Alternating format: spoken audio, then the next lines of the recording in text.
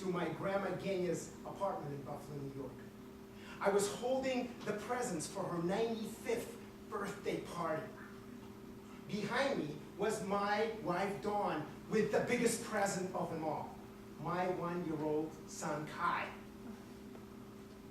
Stepping in to her adorable, cute apartment, the smell of the Russian food wafted over me, and I knew I was in trouble.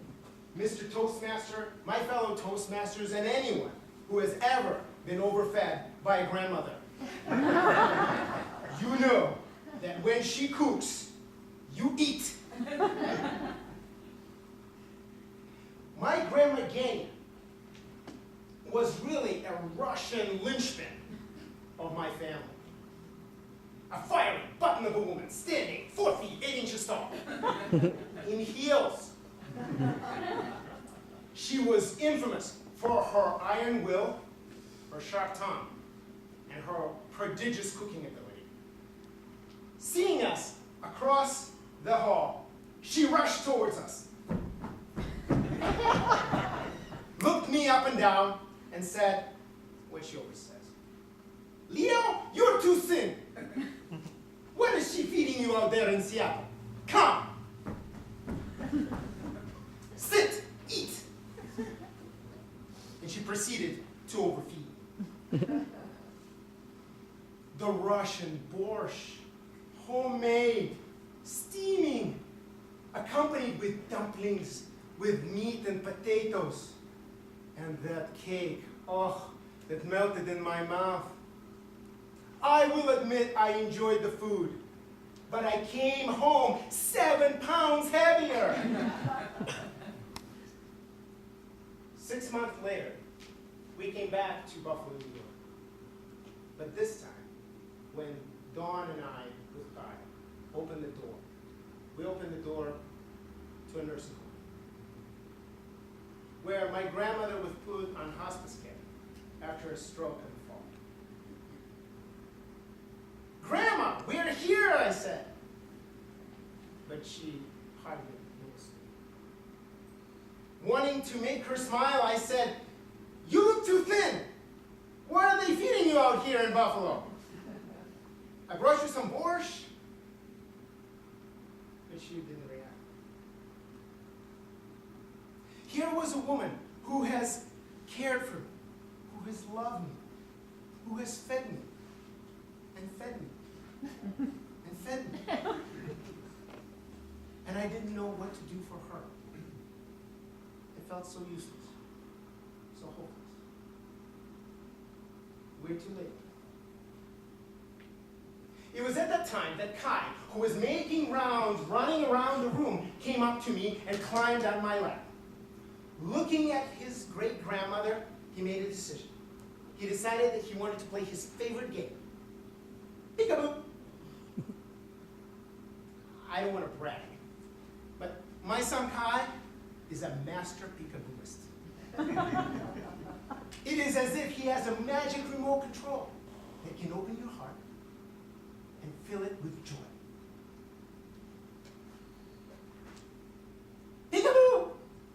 he said to my grandma, but she didn't respond. Leaning forward on my knee, he tried again. "Peekaboo!" "Kai," I said, "Grandma might be very tired.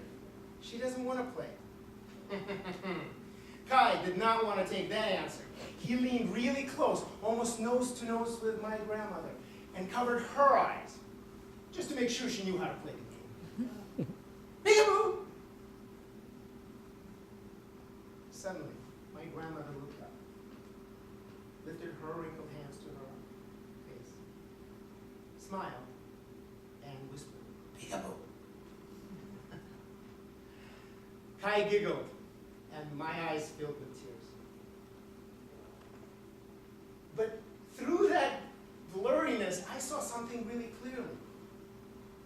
Kai's silly game of peekaboo cut through the veil of pain and confusion for my grandmother. His joy filled her borscht filled me. And I realized that I wasn't powerless or helpless. That I have a chance to overfeed my grandmother with the love and attention while we still have time.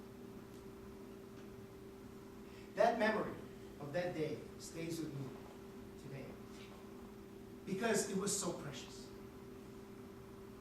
And 3 weeks later, when I received a call that my grandmother passed away, it was that memory that gave me strength. My fellow Toastmasters, all of us will lose someone we love. And some of us have already lost. But you are not powerless. You're not helpless. You have the power to share with them the very thing that those people need the most, and that is your love, your attention, your time. So take the time. Take the time to connect. Take the time to share your love, because that is what ultimately fills their hearts and, in turn, will fill yours. It could be a helping hand. It could be a kind word. It could be a bowl of borscht. And sometimes you might have to do it again and again and again until you can cut through the veil of pain and find a path to their heart. So open your eyes, open your heart, and share the love. And if you forget, I have a toddler who can help you remember with a game of peekaboo.